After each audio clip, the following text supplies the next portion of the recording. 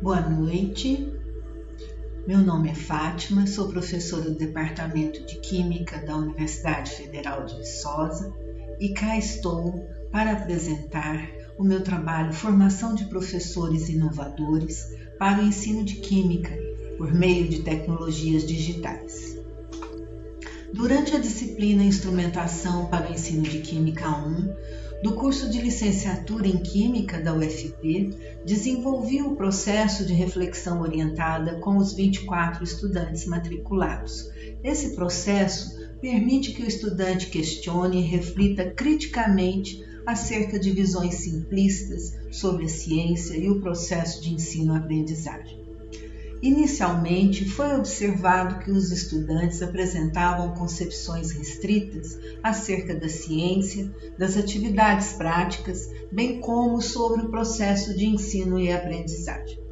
Buscou-se, assim, compreender as concepções dos estudantes quanto ao planejamento e realização do trabalho prático e quanto ao processo de ensino e aprendizagem a partir das atividades planejadas e realizadas por eles mesmos com as tecnologias digitais disponíveis. Assim, essa pesquisa buscou responder a seguinte questão: como desenvolver professores inovadores por meio das tecnologias digitais? Então, resolvi desenvolver o processo de reflexão orientada que permite o desenvolvimento de 4 momentos diferentes. Primeiramente, refletir como um aluno em situações de aprendizagem. Em segundo momento, refletir sobre o ensino com diferentes materiais didáticos. Num terceiro momento, refletir sobre ideias de importantes pesquisadores, para, num quarto momento, refletir sobre as próprias ideias desenvolvendo atividades em sala de aula no papel de professores. Então, durante a disciplina, fiz a pesquisa de natureza qualitativa e todas as aulas foram gravadas no Google Meet, justamente porque trabalhamos e ainda continuamos trabalhando pelo sistema remoto de ensino devido à pandemia, não é verdade? E todos os dados foram organizados e analisados de acordo com a análise de conteúdo de Bardan.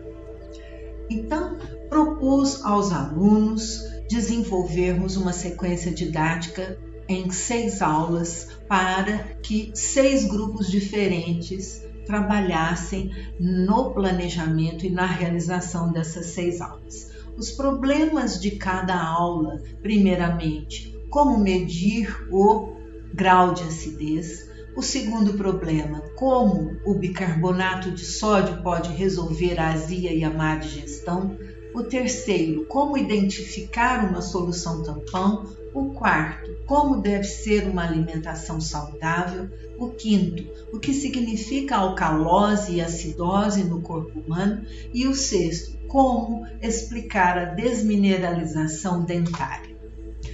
No período de 30 dias, os alunos elaboraram o plano de aula e desenvolveram a aula, preparada por eles apenas para mim, em forma de uma aula teste para que pudéssemos discutir os diferentes aspectos pedagógicos envolvidos, tais como os conceitos abordados, as estratégias utilizadas, se a aula realmente tinha uma abordagem investigativa, se era contextualizada e interdisciplinar, se as tecnologias utilizadas eram adequadas e se favorecia a participação ativa dos alunos.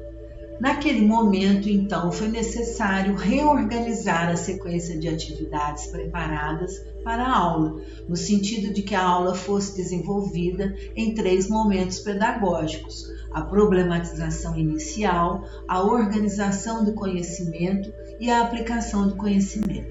Também foi necessário destacar a importância da gestão do tempo e também das estratégias utilizadas. Após as discussões realizadas, os alunos aceitaram bem as sugestões dadas pela professora, ou seja, por mim, mostrando que a prática reflexiva desenvolvida foi bastante significativa e a argumentação da professora foi eficaz.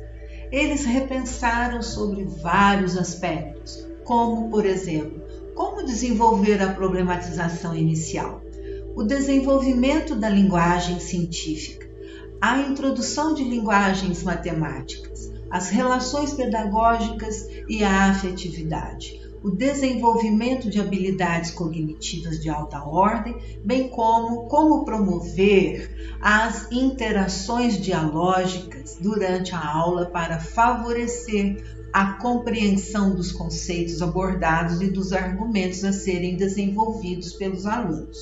Outro aspecto importante foi discutido, que foi justamente a adequação das tecnologias digitais para a promoção dos trabalhos práticos. Então, eles perceberam que eles estavam desenvolvendo a aula a partir de uma abordagem tradicional, em que o professor privilegia a exposição das informações, não valorizando a problematização inicial, nem a contextualização e nem a participação efetiva dos alunos. O exercício da aula-teste foi efetivamente uma prática reflexiva muito enriquecedora e produtiva, promovendo reflexões muito importantes sobre o processo de ensino e aprendizagem, bem como sobre a postura do professor em sala de aula. E para todas as análises feitas, os vídeos gravados foram revistos por mim. Os alunos, ao desenvolverem as aulas, revelaram que reorganizaram a sequência de atividades da aula de acordo com as instruções dadas por mim durante a aula-teste e valorizaram a proposta de Carvalho de ensino e aprendizagem de ciências para o planejamento e realização de sequências de ensino investigativas.